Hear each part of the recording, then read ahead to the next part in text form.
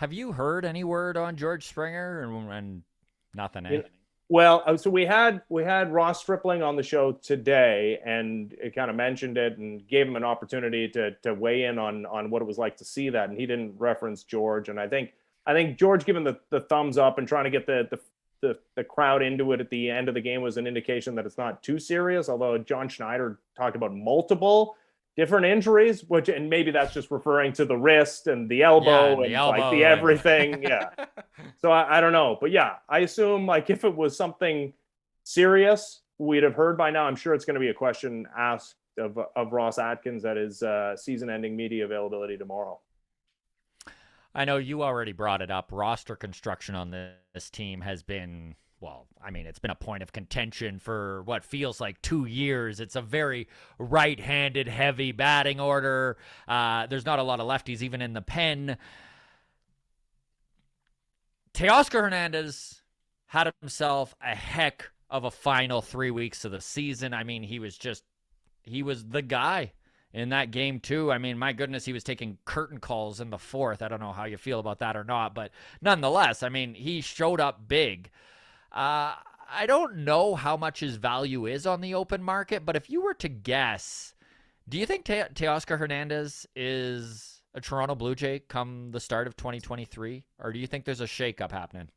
I mean, if I had to wager, I would say that he is, but I Yeah. think for sure that the Blue Jays are listening on him and Lourdes Gurriel Jr., who's under team control for 2 more years. He's under contract for uh, less than $6 million next year, and then arbitration Yeah. eligible after that. But yeah, I wouldn't be surprised if the Blue Jays do something with their corner outfielders. I mean, Teoscar Hernandez, if you want to talk about somebody at the peak of their value, I mean, this is pretty close to it. I guess at the end Yeah. of last year would have been the absolute tippy top.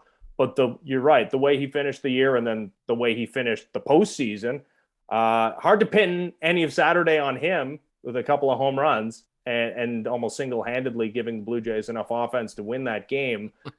How do you replace his offense though? Because yes, he's right-handed and he doesn't walk a ton, but he's the best Blue Jays hitter at hitting velocity, Mm-hmm. and he's a middle of the order power bat. And I know he is not left-handed again, but it this team is still going to be built on offense next season, no matter what is coming in the off season. And I don't. That's what Teoscar brings, warts and all, is hard to find. Do you think that Matt Chapman might get into some talks about an extension? Just Yeah, looking at the minor league system where the Jays and who's coming up and just especially with moving Jordan Groshans and how well he has kind of shored up that left side of the infield. Is this something the front office could be taking a good hard look at?